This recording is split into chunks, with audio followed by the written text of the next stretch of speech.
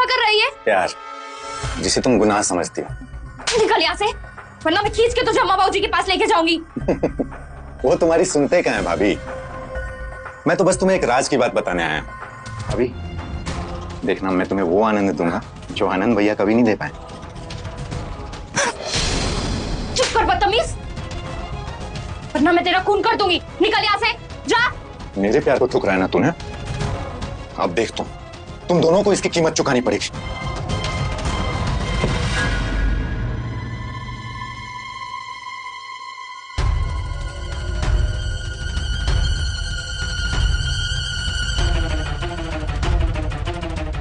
आनंद, अगर ये बात सच हुई ना तो तूने अच्छा नहीं किया। मैं मुझसे झूठ नहीं बोलना था।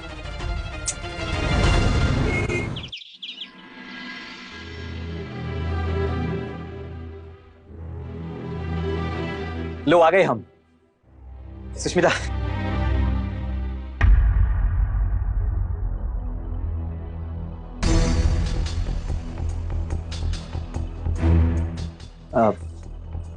आप सब लोग हमें ऐसे घूर क्यों रहे हैं? आनंद, अब और कितना झूठ बोलोगे हमसे?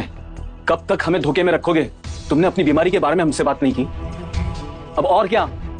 कब तक सहे हम? बाबूजी, आप ये सब क्या कह रहे हैं?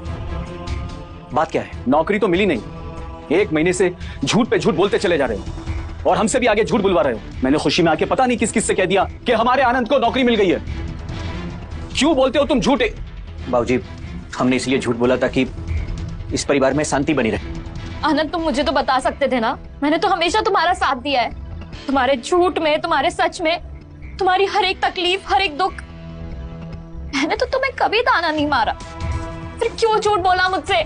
मैं तो खुश हो गई थी, मेरा पति अब नौकरी करने लगा है। कम से कम मुझे एक निठल्ले और निकम्मे की बीवी होने का ताना तो नहीं सुनना पड़ेगा। पर अब तो तुमने मुझे और शर्मिंदा कर दिया। सुष्मिता, देखो, तुम मेरे नौकरी लगने की खबर से बहुत खुश थे। मैं तुम्हें दुखी नहीं करना चाहता था, पर माई बाबूजी, हम फोन पर हर दिन नौकरी के लिए ट्राई कर ही रहे हैं ना। हमें लगा इस महीने ना सही, अगले महीने नौकरी मिल ही जाएगी। कैसे मिलती तुम्हें नौकरी? हाँ, अरे माँ बाप से झूठ बोलकर तुम्हें नौकरी मिल जाएगी? ना अच्छे बेटे बन पाए और ना एक अच्छे पति। अरे झूठे हो तुम, झूठे। माँ, कम से कम आप तो ऐसा मत बोलिए। तो क्या बोलूं मैं? हाँ, ना तुम्हारे पास पैसा है, ना तुम दोनों मियाँ बीवी हमें पोता दे सकते हो। अरे अब तो हम भी यही कह रहे हैं। अरे तुम किसी काबिल हो ही नहीं, इसलिए अपनी बीवी को लेकर निकल जाओ यहाँ से हमेशा के लिए। अरे दूर हो जाओ हमारी नजरों से, पीछा छोड़ो हमारा। नहीं मृदुला, शांत हो जाओ। मरे हुए को और क्या मारना? निकृष्ट हो चुके हैं ये, समाप्त।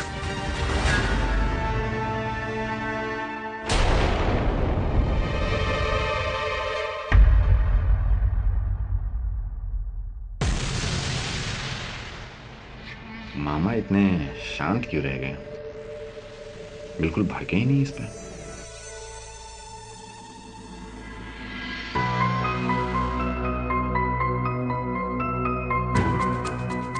अकाउंट में सिर्फ 2,05,000 ही हैं। समझ में नहीं आता विजय जी को 5 लाख रुपए कहां से लाके दूंगा। हाँ, उनका फोन किसी भी वक्त आ सकता है।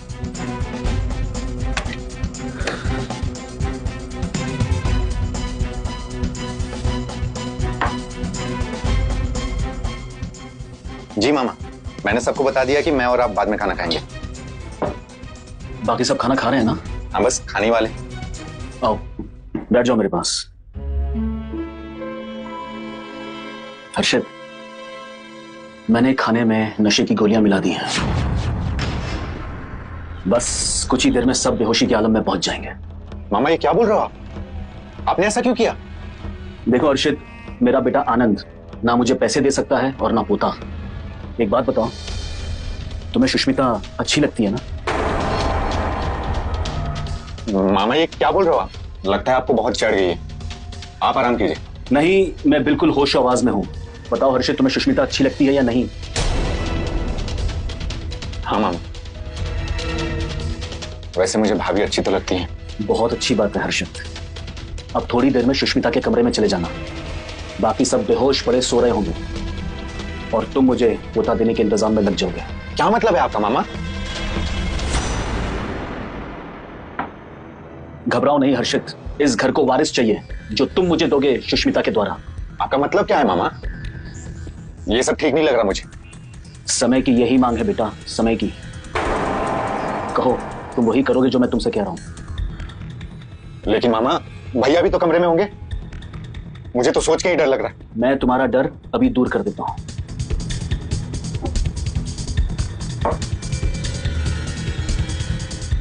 ऐसे 2 पैग लगा लो, सारा डर खत्म हो जाएगा। लो लो, मामा की बात मत टालो। शाबाश।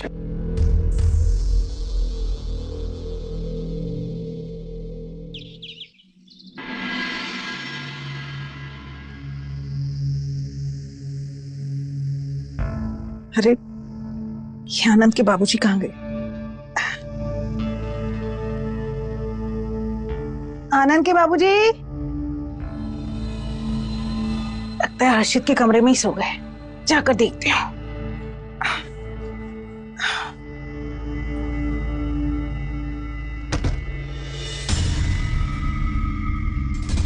हर्षित,